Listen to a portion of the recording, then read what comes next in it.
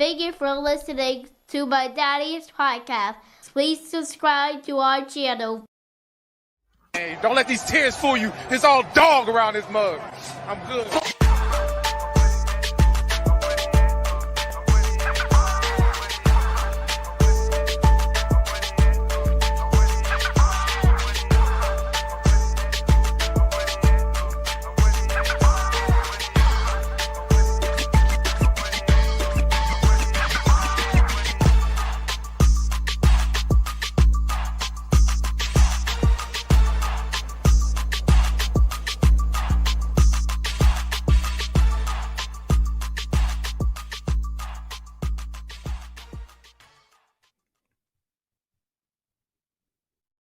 Hey, what's going on, Who Dat Nation?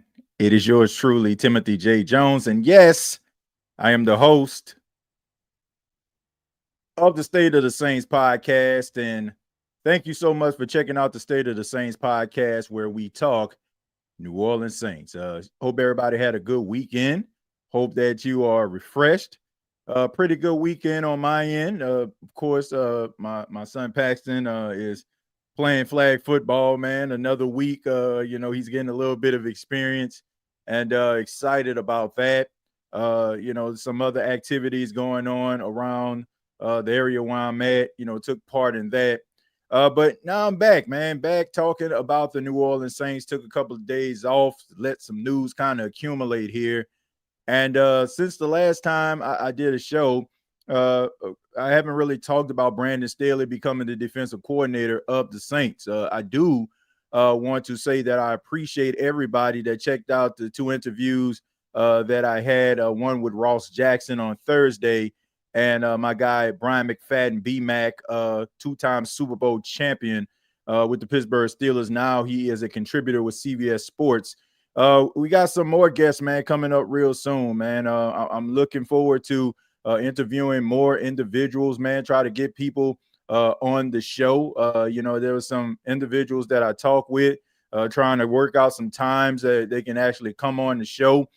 So I'm really trying to make sure that I give you all some quality content.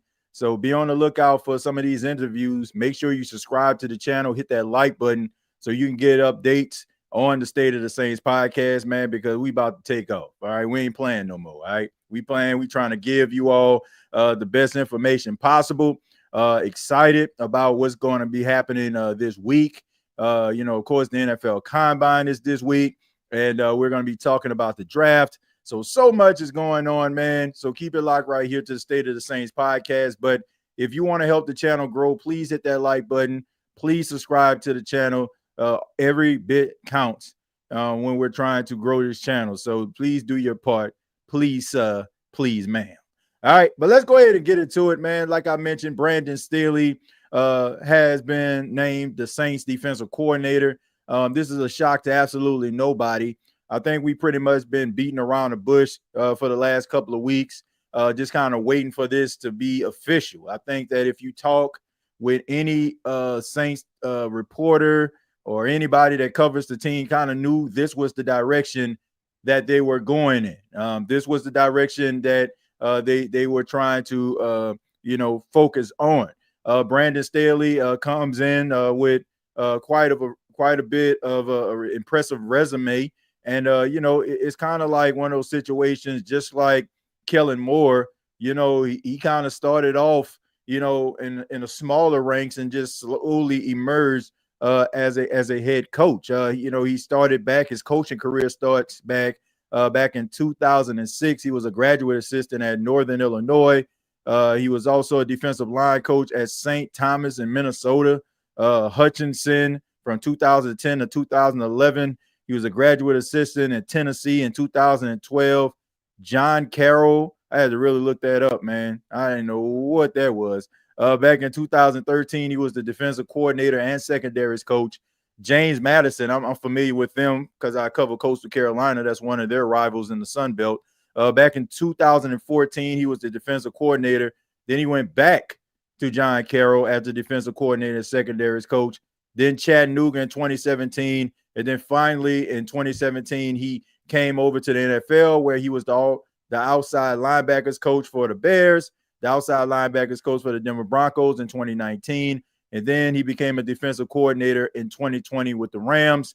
And, of course, he became a head coach in 2021 to 2023 with the Los Angeles Chargers. And unfortunately, he was fired after that embarrassing loss to the Las Vegas Raiders. He went back and joined the assistant coaching ranks, this time with San Francisco. And now he is the defensive coordinator of the New Orleans Saints. So quite a resume there for Brandon Staley. And, you know, he had a lot of stops, man, but sometimes those stops can help you along the way. Look, Brandon Staley didn't work out as a head coach. I mean, we know so many different coordinators that do a really good job. When they get head coaching opportunities, it just doesn't work out. And that's okay. You know, some guys are just really good head coaches and some guys are really good coordinators. You know, he is a good coordinator. He coached the best defense in the NFL back in 2021 with the Los Angeles Rams. And, you know, they had the number one ranked defense in all type of statistical categories. You know, so that is a plus. And now he's coming over to the New Orleans Saints, and he's going to add something that is a little bit different than what New Orleans Saints fans are used to. He is a guy that likes to run the 3-4. We know that the Saints have run a 4-3 for quite some time. Their defense is built around the 4-3. A lot of guys that kind of have that range, that 6'6", 6'7" long wingspan. You know, it's going to be interesting to see how the Saints are going to be able to create this 3-4 defense. As you know, with the 3-4 defense, you got 3 down linemen and 4 linebackers, really led by a real good defensive tackle, a nose tackle, or somebody that can kind of plug up the middle. And then you have your outside linebackers that can play standing up, or they can put their hand on the ground to rush the quarterback, which probably would have been good for a player like Zach Bond. If, he would have waited at least one more year, he probably would have lived up to that potential.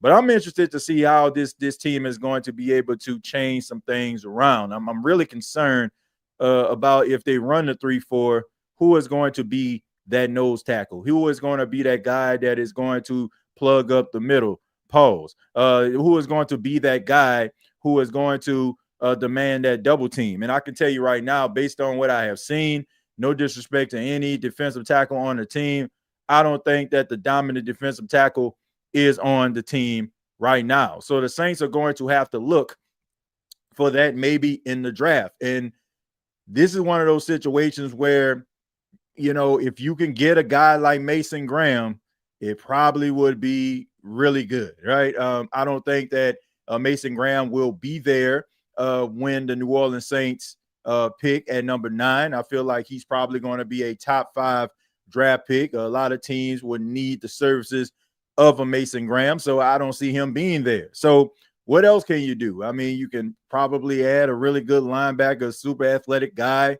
Mike Green is out there, the guy out of Marshall who's a freakishly athletic, defensive end / edge rusher, linebacker, what have you. He probably can service that role. But I'm just wondering to myself, with the New Orleans Saints, changing around their defense, could this be one of those situations where you may think about maybe, trading back and maybe adding some draft picks? Now, I know this doesn't sound like popular opinion, and I've said this on several episodes. It sounds like I'm kind of reneging on, my take on my stance saying they should pick at number 9. But I think about what this 3-4 defense is going to need. And I'm looking around, I don't see too many guys on this team that would be able to, change it up, and be able to run that. I think that the Saints are going to need a complete different facelift. There's a couple guys on the team I feel like would thrive in this type of environment. To me, I feel like Pete Warner would probably thrive in this environment. I think that Pete Warner is a guy that, they leave a lot to be desired. I think he's a much better player if they probably have him running, all around the field and showing his athleticism. And that's what the Saints have been missing, to be quite honest with you.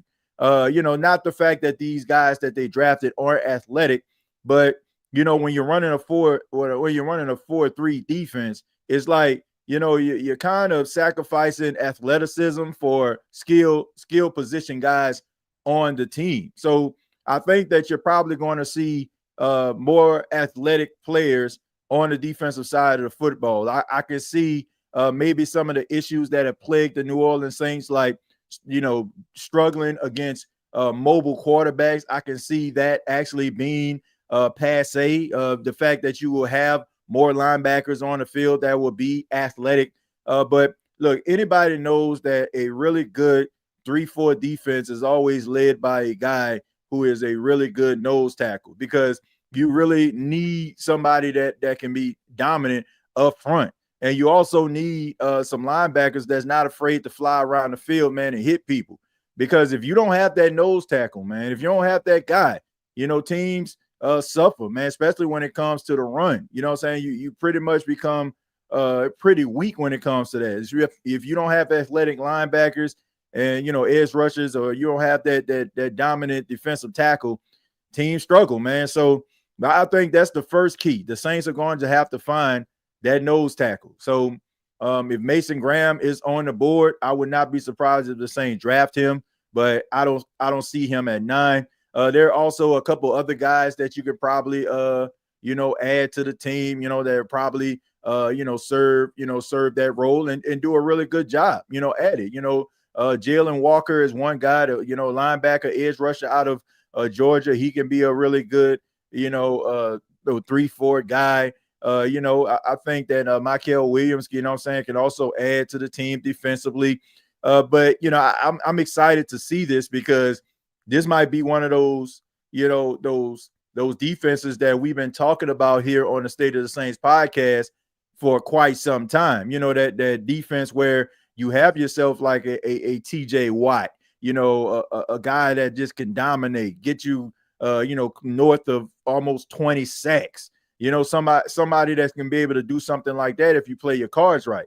I just think that the Saints definitely, they're going to need an overhaul on the defensive side of the football, and also think it's going to take some time, man. It's going to take some time. But with that, down the road, we're going to probably lose some well-known guys, especially if they really just embrace this entire philosophy. And I feel like they should, because why would you go out here and get Brandon Staley if you're not going to lean into what he does best? So it might mean saying goodbye to some guys that are familiar to the New Orleans Saints, some players that have become fan favorites, but that just comes with the territory when you're changing things around, when you bring on a new coaching staff, when you bring in a new head coach. Things change, and sometimes, unfortunately, the people that you appreciate and admire the most end up being a casualty of a new regime. But should be fun to see. We'll get into the Saints hiring a new coach on the defensive side of football in just a second. But I do want to acknowledge the fine folks at BETUS.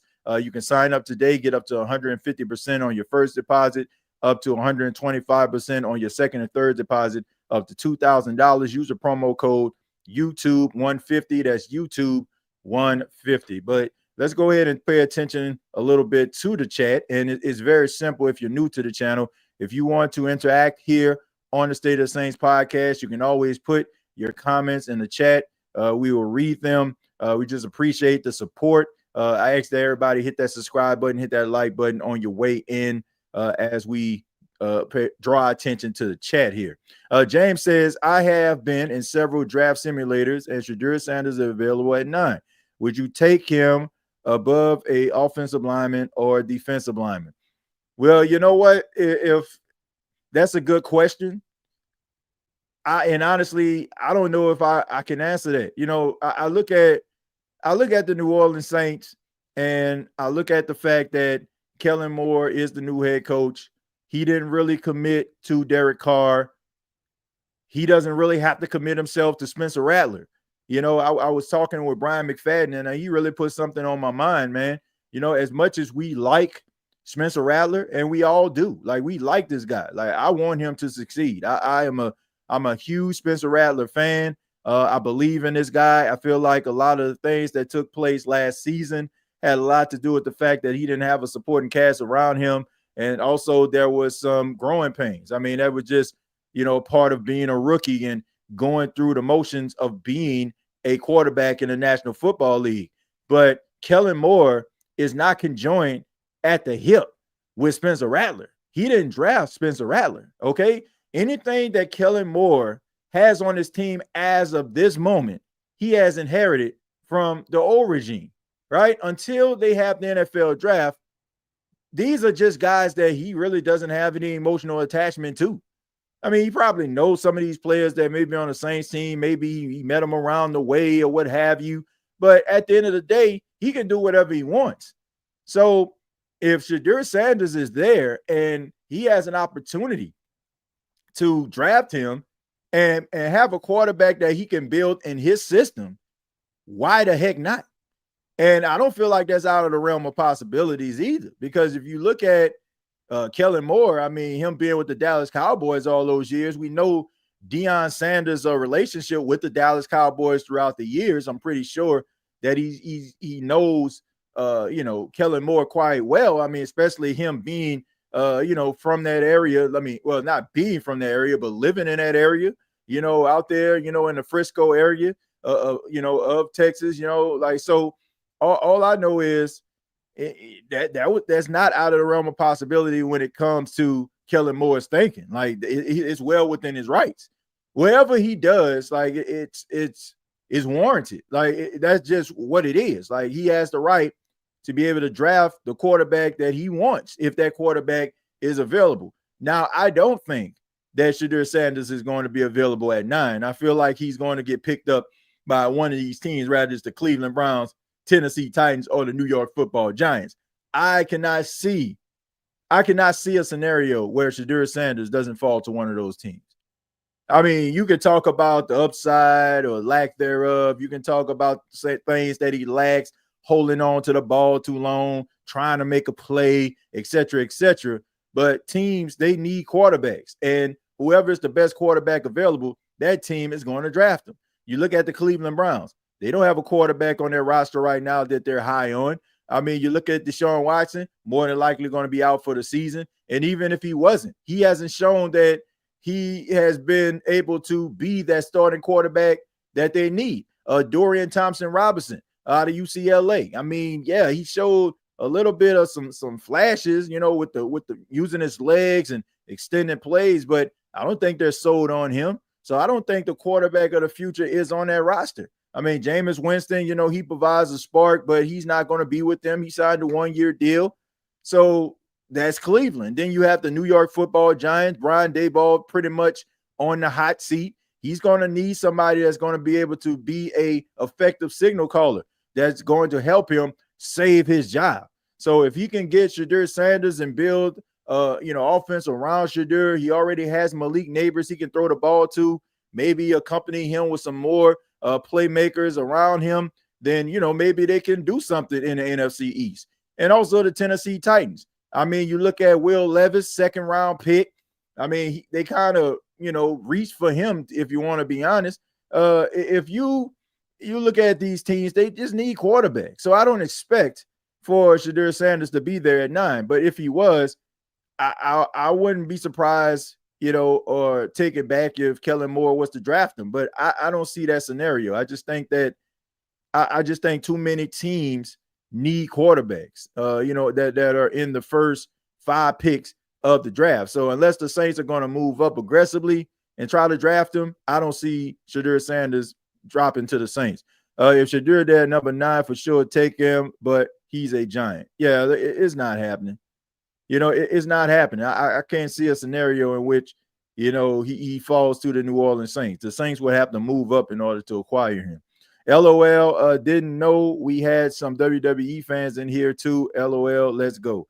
Yeah, I mean, I'm a huge WWE fan. I was actually watching WWE before I actually started this show. So, man, I'm a huge wrestling fan. I've been to 3 WrestleManias. Probably going to be going to my 4th, since it's going to be in the city. So definitely want to go to that. So, yeah, man, we enjoy wrestling. We enjoy football as well. Well, some of us. I don't want to say everybody. I usually don't neither. I would use my Fire Stick cable hookup. Let's see. WrestleMania 42, April 11th and 12th in New Orleans in 2026. Yeah, it's going to be exciting, man. TJ, I like all the hirings. Feel like we got a major update.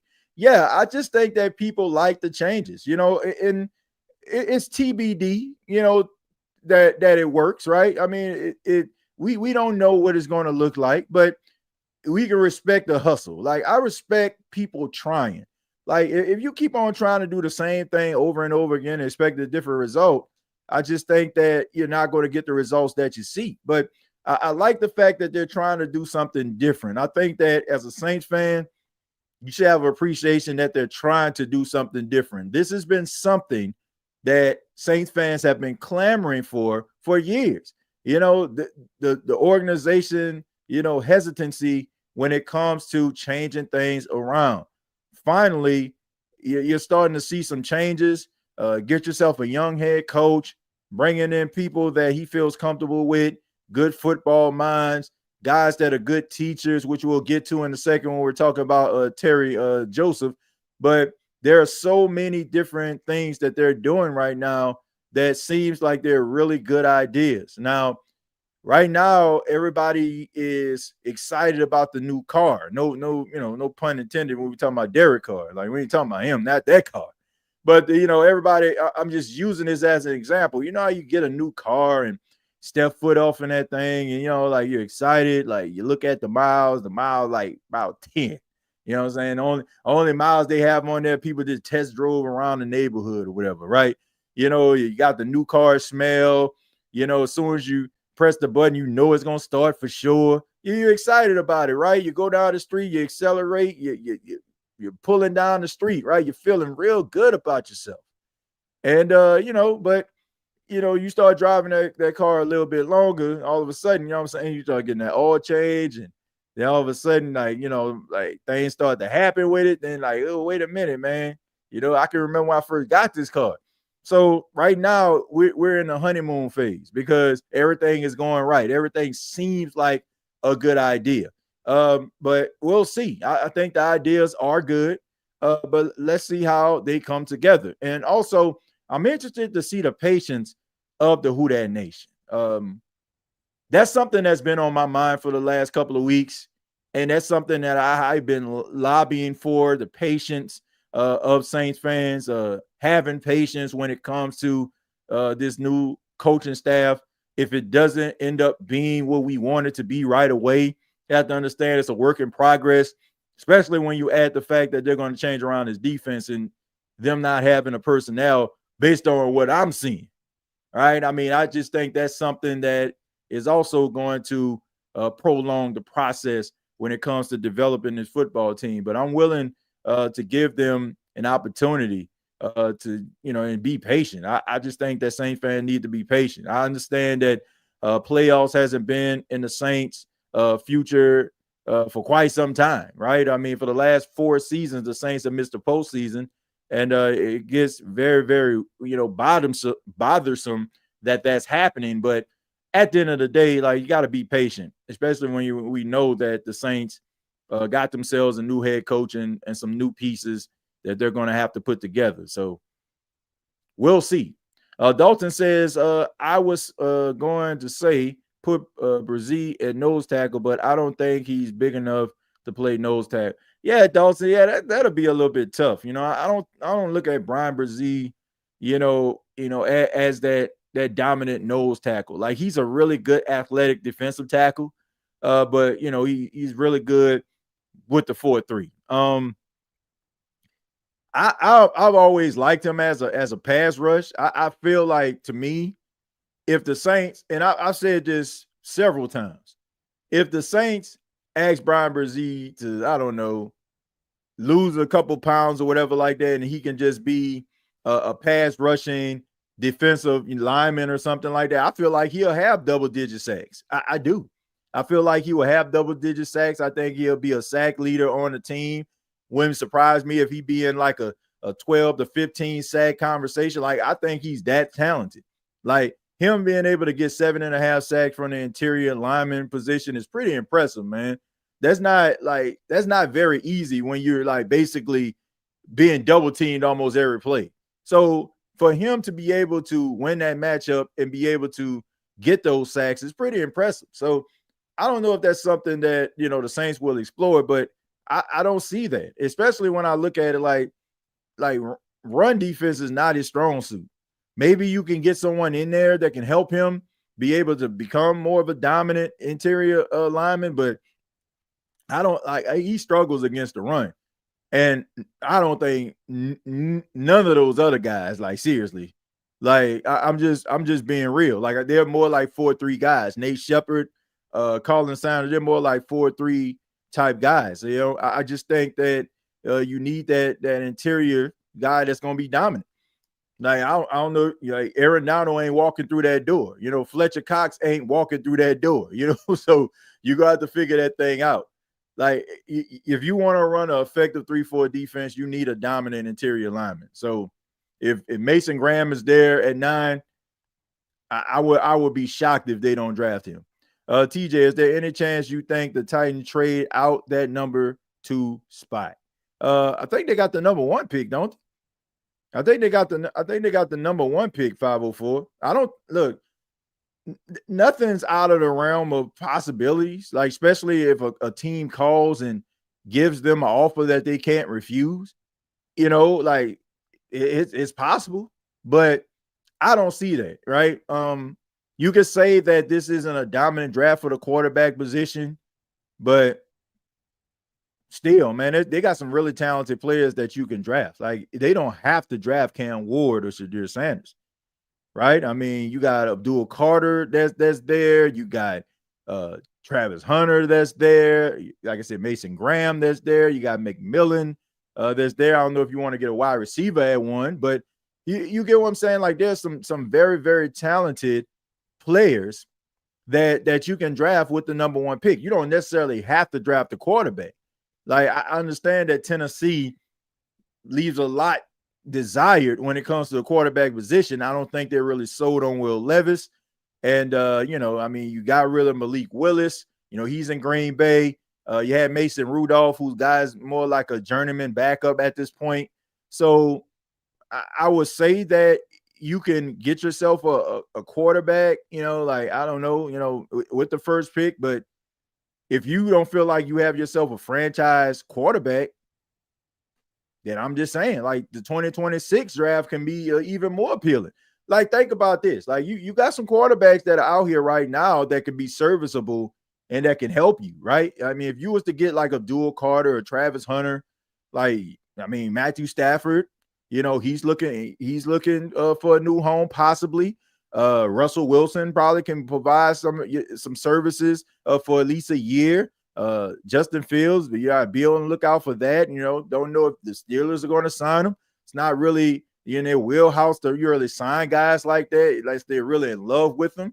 I mean, so there are quarterbacks out there that can be bridge quarterbacks until like next year when you could actually draft your quarterback. But on the other hand, you don't want to be in this position anymore, right? You don't want to have the number 1 pick next season. So the fact that you haven't had the number 1 pick, and I don't know how long, like it's been a minute, been a hot minute. You gotta go way back for they probably was the Oilers the last time they had the number 1 pick.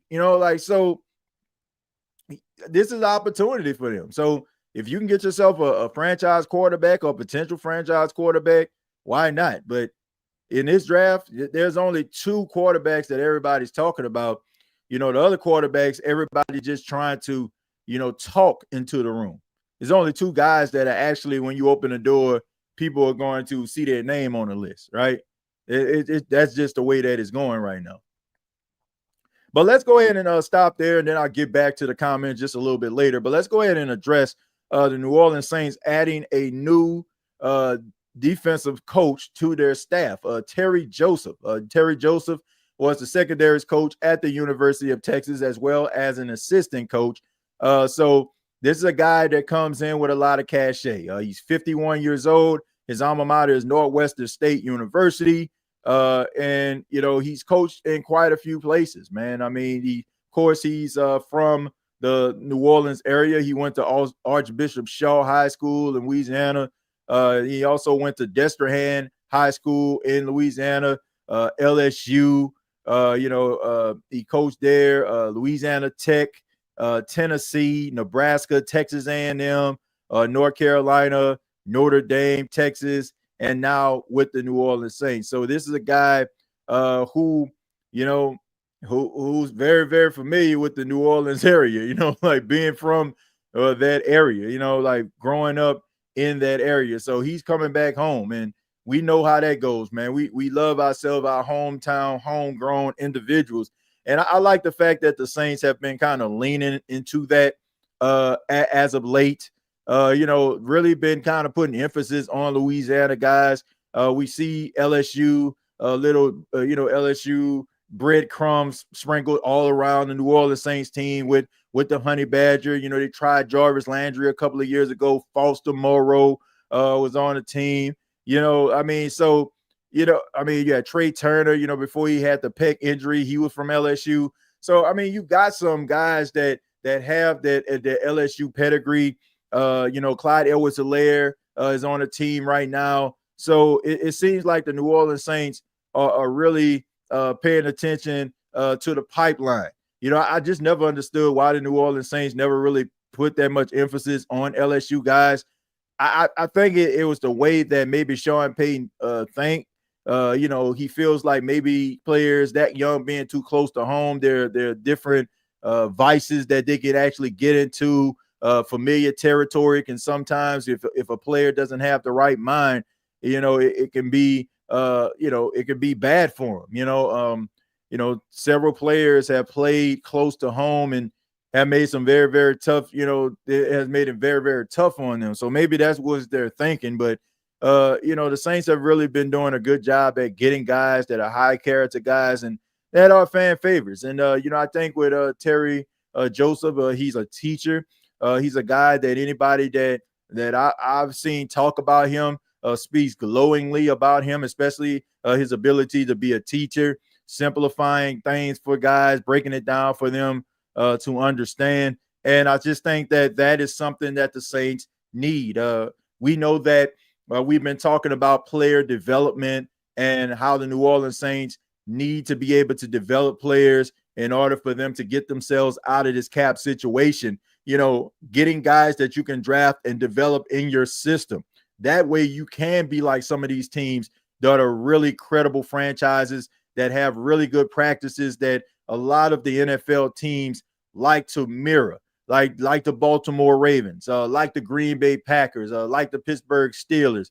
Those teams, they do a really good job at developing players, and they do a really good job at selecting players. So the Saints have to get back to the basics here. The basics is drafting players that are high character guys, but also be able to give you what you need on the field. Levels of athleticism that you need. You need to definitely up the speed defensively. So getting good teachers in here to coach this talent up and develop this talent where they can be what you need them to be very, very quickly is going to be key for the New Orleans Saints. So bringing in Terry Joseph, a familiar guy coming back home, and also with a lot of cachet is a plus. So I'm looking forward to seeing what role he is going to serve. I'm pretty sure it's going to be on the secondary. That's just kind of like his calling card. But I think that he is going to be one of those guys that is going to be a really good teacher and help this defense get on track. I think especially when you're looking at how they're going to change some things over, you need somebody that's going to be a really, really good teacher to try to make sure that guys are up to speed on what Brandon Staley is going to need from them. So congratulations to Terry Joseph coming over from the University of Texas. And now he is going to be joining the New Orleans Saints on their staff. All right, so let's get back to the comments here. It says, I still don't see it happening, Josh. Cody Turning Hill. Are we talking about Cody Rhodes now? Man, I'm going to ignore all the wrestling comments.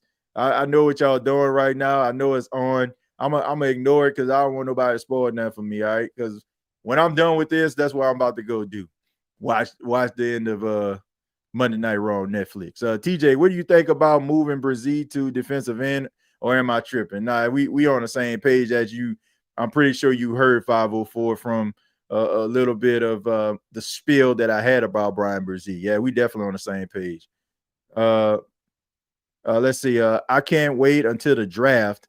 Yeah, Desi, me neither. You know, I think that this has been a really exciting offseason for the New Orleans Saints. I mean, it like there's a lot going on. Like I can only imagine if you're on the ground covering this team consistently, like how tiring this has to be. You know, normally you'll probably have a few storylines that can kind of just keep things flowing, but when you go from firing your head coach, hiring an interim coach, not going with that interim coach, hiring one of the youngest coaches to ever be hired in NFL history, will be the youngest head coach in the NFL at the beginning of the season, getting a new defensive coordinator. Don't know what's going to happen with your starting quarterback. Don't know what's going to happen with some mainstays. Like there's so much going on around this football team. Like I said, it has to be mentally exhausting. So I have nothing but respect and admiration for those that cover this football team, because it can't be easy, man. You know, like it got to have a lot of understanding in households, like because you got to be able to be dialed in. You know, there's so much you have to write about. There's so many things you got to, keep. You got to be, got to keep up with. So kudos to those brothers and those sisters that are doing this work, man. They're doing an incredible job, no doubt about that. Let's see. I got to see John Ridgway again. He's a big boy we drafted last year. John Ridgway, we didn't draft, Ivan. He was actually traded to the New Orleans Saints. He came over from the Commanders. I think the Saints got a 6th-round pick for him. But the crazy thing about it is the Saints end up giving the 6th-round pick back to the Washington Commanders with the trade of Marshawn Lattimore. So they end up just trading them their own draft pick back. But John Ridgway III, he came over from the Commanders. He wasn't drafted by the New Orleans Saints. Let's see, man. I think Kellen Moore and Shedeur would be absolute magic. I think so too. And I think if Shedeur Sanders was to fall to the Saints, I don't think they would have any objections. You know, I'm pretty sure Kellen Moore knows Shedeur Sanders well, being around the Dallas-Fort Worth area during the time where Shedeur Sanders was coming up into the ranks as a quarterback around the DF Dub. So is Mason Graham the best nose tackle in the draft? Yes, he is. Yes, he is. He's a dominant guy. He's one of those interior linemen that can end up being an absolute monster. You know, the guys that how we talk about, some of the best interior linemen in the game. Like he has that type of energy that he comes with. I think that he will be an instant fan favorite if he was drafted to the New Orleans Saints. He has a high motor. You'll never have to worry about this dude quitting. I think he's an absolute animal. If the Saints draft him, man, who that nation, they ought to be excited, because you're going to have yourself a cornerstone player as long as he stays healthy. I mean, from everything that I've seen, like I just like the way the dude is wired. He just loves football, and you never see him taking plays off. Like I've never seen this guy take a play off. Since I felt like the New Orleans Saints need to focus on the interior. I started to really pay attention and look at his game. I mean, I've watched games where, Michigan didn't look as appealing, and he's still out there working. You know what I'm saying? He's still out there grinding. I think one of his best games, to me was, when it was getting the doors blew off him by Texas. Like, you can still see him out there still getting after it. Like, I have respect for guys that when they know that the lead may be insurmountable, but they don't see the score, right? They still go out there and they still ball out. They still play. If the Saints get their hands on Mason Graham, they got something special, man. Yeah, he definitely, in my opinion, he's definitely the best interior lineman in the draft. I'd be shocked if he doesn't pan out. Whatever team, whoever decides to draft him, whatever team he goes to, I'll be shocked if he don't end up being everything that he is advertised to be. TJ, do you think Ashton Genty or Sanders at number 9 will make the Saints a dangerous team? I think with both guys, it would be in due time. I think when you look at Ashton Genty, he can bring something to the table. But look, man, I'm not ready to just, give up on Alvin Kamara. I think that Alvin, a lot of the issues was just that offensive line, man, and all the hardships that the Saints dealt with. Because to me, I just think that Alvin would have went on an absolute warpath if the Saints could have stayed healthy and didn't lose so many key players. I could see Alvin Kamara like just having a monster season. Like, I just think that things kind of, tapered down a little bit towards the end of the season. And I just think that people just, feel like, oh, because things go awry and then he ends up getting hurt. And like, I still believe in Alvin Kamara. Like, I feel like Ashton Genty and Alvin Kamara can be a really good 1-2 punch. When it comes to Shedeur Sanders, I think that it will probably take some time, but I believe in Shedeur Sanders. Look, I know people look at him and they're like, oh, man, that's Deion Sanders' son, and that's the only reason why he gets the attention that he gets. Look, I believe wholeheartedly if Shedeur Sanders' name was Shedeur Johnson, Shedeur Bridges, Shedeur Young, like people would be looking at him and singing his praises. But it's just the fact that we know who Deion Sanders is as a coach, as a person. When it comes to his personality, his persona. I think that Deion Sanders and Primetime are two different individuals. I think that he created Primetime to play the game. He created Coach Prime to play the game, right? The ratings game, the money game, right? And I just think that he kind of put that on his sons. Like he has shown his sons like how to market themselves. But what people don't realize is they're good marketers, but he's a good football player too. He's an accurate football player. He makes really smart decisions. He holds on to the ball too long. That's the one thing that I feel like he needs to work on. He got to get that ball out of his hand on time. But he's a very smart football player. I've watched every single snap Shedeur Sanders has ever taken during his collegiate career. Like, he started off 2 years, his first 2 years at my alma mater, Jackson State University. So, of course, I'm watching that. And at Colorado, like, I just think that if anybody is looking at this guy saying he ain't not all that and he ain't this, he ain't that, I just think that people just fall into that narrative. Like, I think that if Shedeur Sanders drops to the New Orleans Saints would have their quarterback of the future. Like, I really honestly believe that. Like, this dude is good. Like, people just don't like the antics, right? Or the circus that comes around him. But he's a good football player. I mean, it's fair. People they just want to focus on their football, but there's some things that's going to come with Shedeur. But at the end of the day, some winning gonna come with it too. You ain't gonna be losing games because he's your quarterback. I can tell you that. You're gonna be in the game because he's your quarterback. The way this is gonna sound crazy. The way that I look at Jaden Daniels, I see certain qualities in Shedeur Sanders that resemble that of Jaden Daniels. Seriously. Like, the only difference is Jaden Daniels does it with I guess like with quietness and grace. Like, he's like if Marcus Colston was a quarterback. Like, that's kind of like who he is. Like, you don't really see him all flashy and stuff like that, man. He ain't like he just out here doing his job, man. He just focused on what he's focused on. So, yeah, I mean, but Shedeur Sanders, he's good, but he's going to let you know that he's good too in the process. Kellen Moore is putting together a pretty good staff. I guess that's what you're saying, Brandon. Yeah. So far, so good, man. The way that it's looking right now. You said not Ridgeway, Christian Boyd. Yeah, Christian Boyd. Yeah, he was drafted by the Saints. He was a late round draft pick.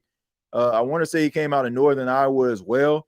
Same school Trevor Penning came out of. So, yeah, man. I mean, he might be a little something with Christian Boyd. I mean, he showed some flashes, but I don't know if we talk about dominant nose tackle dominant, but If they can find a dominant nose tackle and Christian Boyd, and that's what you got drafting the 6th or the 7th round. I want to say the 6th round, but if you can find that, you're all right. All right, let me see. The final boss entrance with Lil Wayne, The Block Is Hot, was so lit. Yeah, that was pretty cool, man. That was pretty cool. I had to make sure I took a look at that, man, because I didn't want Slim to be up here watching Raw and be spoiling nothing for me. But nah, man, we was talking about SmackDown.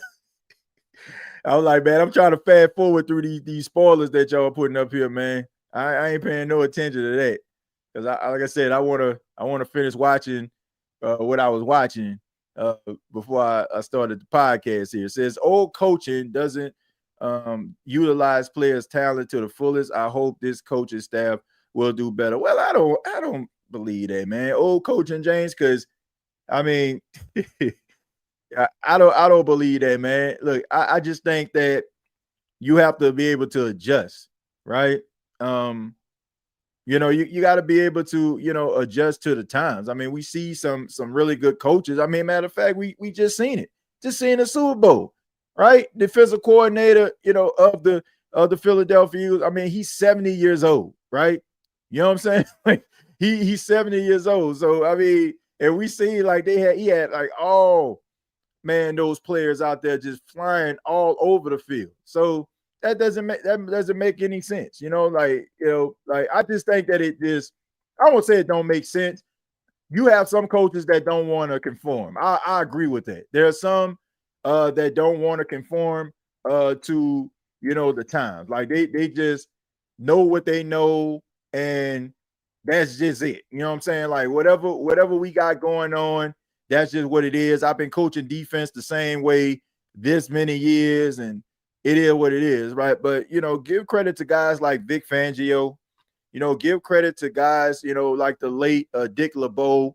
Guys who have been in a league that has done it all, seen it all, has seen the transition from the defensive side of football change dramatically throughout the years in a way that you have to approach the game. Give them credit, to be able to understand that they need to adjust with the time in order for them to stay around. There are so many great coordinators have flaked out because they just didn't want to adjust with the times. You got to be able to adjust. I think that's a good point that you made. Some coaches, they on some OG status and they just don't want to conform. James, you're absolutely right. Right? You are absolutely right with that. But credit to those that are willing to adjust, they're willing to change some things up and really willing to reinvent themselves in the process. That is how you become a mainstay in the National Football League. Let's see. Trayvon Henderson, trade day, ready. He a dog. Yeah, I mean, yeah, that's a talented guy. There's a talented guy too. I mean, they got this is a really good draft for edge rushers, interior linemen, offensive linemen. It's pretty good as well, if you ask me.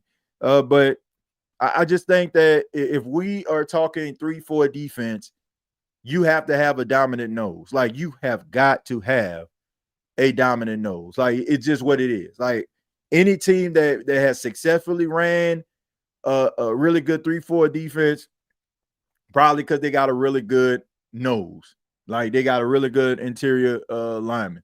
If you don't have that, then you got some trouble. So that's why I'm saying like it might, unless the New Orleans Saints like hit, find lightning in a bottle here, it's probably going to be a little bit of a transition. So we'll see. I'm willing to give them opportunity to get the personnel because that's going to be different. Now I'm just wondering how much of the draft they're going to use to try to flip this defense. What's your reaction on to Liddell Betts going to the Giants? I know you don't follow Iowa like that, but still. I'm not, like I said, I mean, you're right. Like I don't really follow Iowa University Iowa like that. Like I mean, I know one thing, like they're really good with tight ends. You know what I'm saying? Like tight ends a good running game. You know what I'm saying? Like they're smash mouth, bring your lunch pail type team. I do know that from the University of Iowa. Like they're a smash mouth team, always have been. always kind of been that short yardage team, always been that team that's going to physically beat you up. But to be honest with you, I don't really know that much about their coaching staff or personnel like that. Like, most of the time, if I'm looking at them, it's probably because they got a really good tight end about to come out. Like, no offense, like Sam Laporta or something, guys like that, but I don't know that much about Iowa, to be honest with you, Josh. I'll just be lying to kick it with you if I was just, sitting up here talking about Iowa. I know they're a really good Big Ten team. I know that they always seem to be in the Big Ten championship. It's unfortunate because they always, like, you got to give the credit to the head coach. They always have a really good defense, and they always have a really potent they really always have like a really potent running game. And that's why I can appreciate that. They always got some really good offensive linemen. Wisconsin is another school in the Big Ten that I have a lot of respect for, but I don't follow Iowa like that. I don't. If the Saints planning drafting running backs, it need the B can do it all. Okay. I mean, I guess if it paraphrases, you say if the Saints are planning to draft a running back, he needs to do it all. I assume that's what you're saying, Dalton. So paraphrasing that, yeah. I don't know if you have to do it all, but that's kind of where the NFL is transitioning to. I feel like if you have one running back that can do it all, and then you have another running back that's limited, right? That's in there just as a ball carrier, and everybody's going to know that. I feel like it kind of tips the hand of the offense. So if you have a running back who can do a multifaceted of things, right? A guy that can, come in and, run in between the tackles, catch the ball out of the backfield, like when you look at the Philadelphia Eagles, for example, right? I mean, you look at their running game. I mean, you got Saquon Barkley who can do both, right? He can run in between the tackles, catch the ball out of the backfield. Then you got Gainwell who can do the same thing. So if Gainwell comes into the game to relieve Saquon Barkley, the Philadelphia Eagles can pretty much run the same offense because Kenneth Gainwell can basically just do the same stuff. So when I look at it, it's like the more guys that you have on the team that aren't just one-trick ponies, the more dangerous your offense will be or your defense will be. So, yeah, I agree with you, Dalton. Having a running back that can do a multifaceted of things is a plus. And it's also very helpful in case one of the running backs go down. I mean, look at Jahmyr Gibbs with Detroit. I mean, we looked at David Montgomery, had a really good season last year, goes down towards the tail end of the season with an MCL strain. And then you had Jahmyr Gibbs, who was getting the majority of the carries. He didn't even have to lead a field, right? He was able to run between the tackles, catch the ball out of the backfield. He was dangerous. So they didn't have to worry about that. So imagine if, he was just that third down back that was just coming in the game, catching the ball out the backfield. Then you would have to worry about where was the David Montgomery production coming from when you don't have David Montgomery. But the Saints, they can do something that, they have done in years past, right? I mean, Mark Ingram, like when he first got with the Saints in 2011, he kind of struggled in the screen game. But as his Saints career started to grow, he developed as a running back. He became a much better screen catching, all purpose back. But then when you had Alvin Kamara come in, they became a really good 1-2 punch.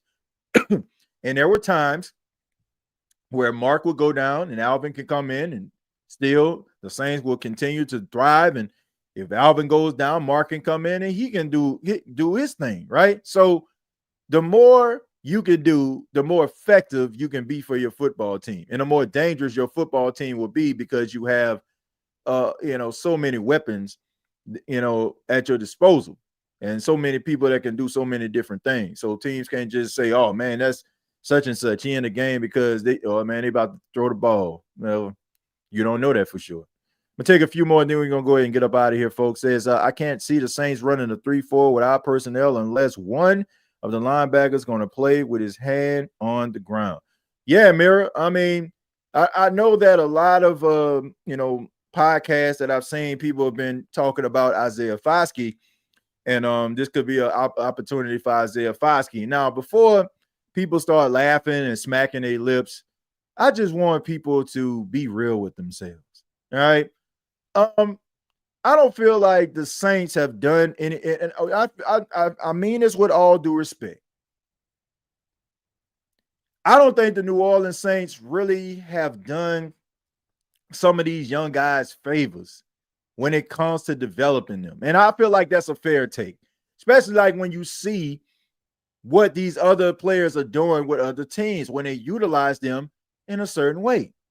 Like we see Zach Bourne, first team All-Pro. We see CJ Garner-Johnson when he's running that safety position, right? I mean, he seems like he's more comfortable in his role. You see Trey Hendrickson, right? So it might seem pretty tongue-in-cheek with some people, but who's to say like Isaiah Foskey wouldn't thrive in a 3-4? Who knows? I mean, you owe it to your organization and him because you drafted him in the second round. You drafted him